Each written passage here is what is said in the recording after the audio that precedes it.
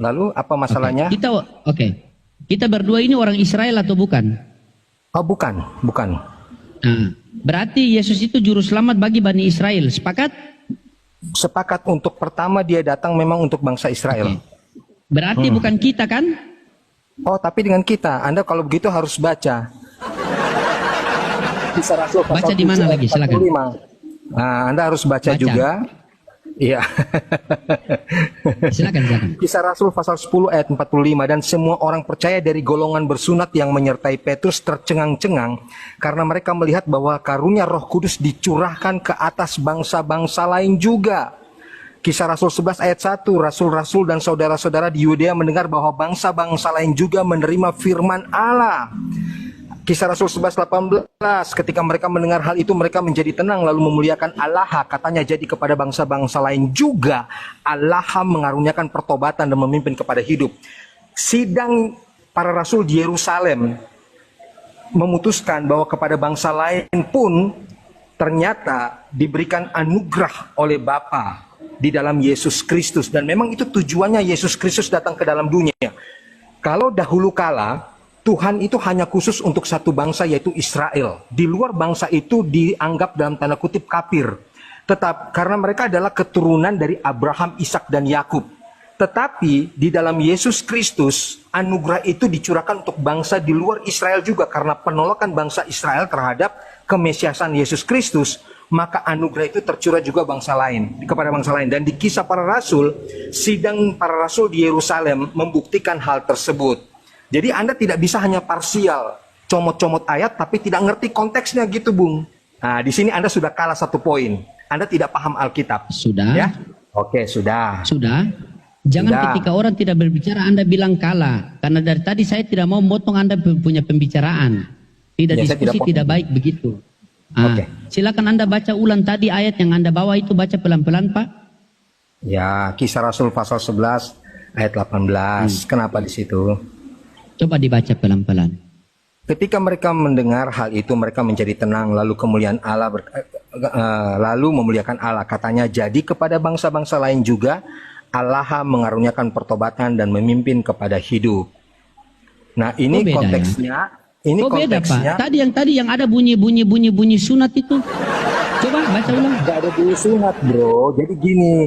Bukannya tadi ada bunyi sunat. Teman-teman, apakah saya salah dengar tadi ada bunyi sunat Anda tadi? salah dengar. Saya tunjukkan ya. Saya tunjukkan. Oh, saya salah dengar, teman-teman. Nah, saya jadi salah gini, dengar mungkin ya. Saya jelaskan. Saya salah Jadi dengar. ada pertentangan karena ada orang-orang Yahudi di tengah-tengah bangsa lain yang menuntut Paulus agar supaya orang-orang non-Yahudi itu juga harus disunat. Paulus keberatan, lalu itu dibawa ke sidang di Yerusalem. Nah, di sidang Yerusalem, keputusan para rasul dan Roh Kudus memutuskan bahwa kepada bangsa-bangsa lain tidak dibebankan syariat-syariat yang berlaku untuk bangsa Israel, tetapi hanya 4 perkara ini saja yang tidak boleh oleh bangsa non-Yahudi, yaitu apa? Tidak boleh makan makanan yang dipersembahkan kepada berhala, tidak boleh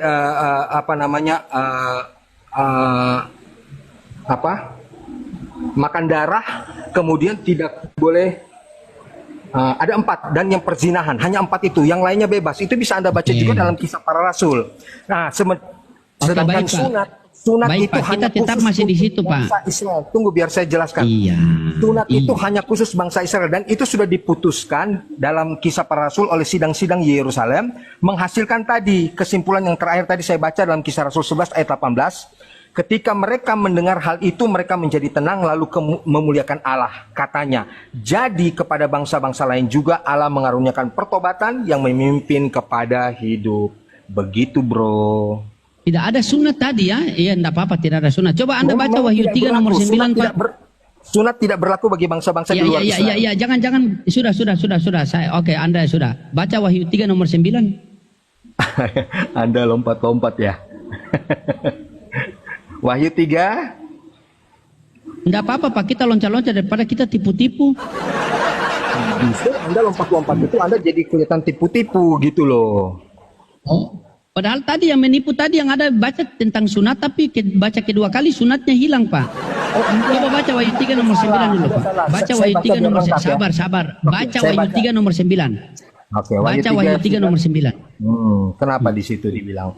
Lihatlah beberapa orang dari jemaat iblis, yaitu mereka yang menyebut diri orang Yahudi, tetapi yang sebenarnya tidak demikian, melainkan berdusta.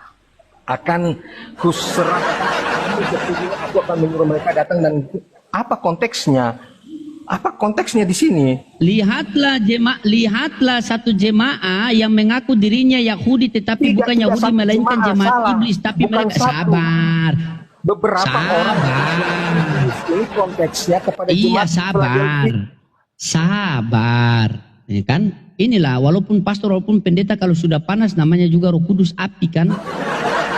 Sabar. Di situ dikatakan orang yang tidak mengaku Yahudi, orang yang bukan Yahudi tetapi mengaku Yahudi dikatakan jamaah iblis, palingan berdusta. Pertanyaan saya simpel sama Pak Geo.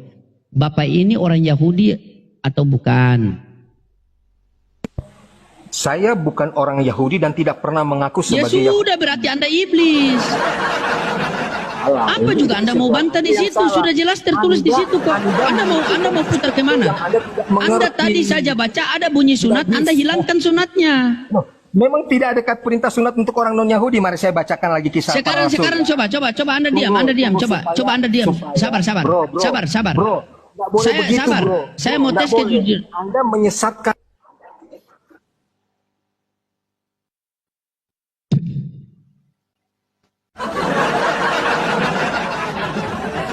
Itulah teman-temannya. Ada yang mengatakan beliau tadi itu pastor. Ya, pastor seperti itu. Dia baca tadi bagaimana orang-orang yang bersunat itu tercengang karena melihat apa?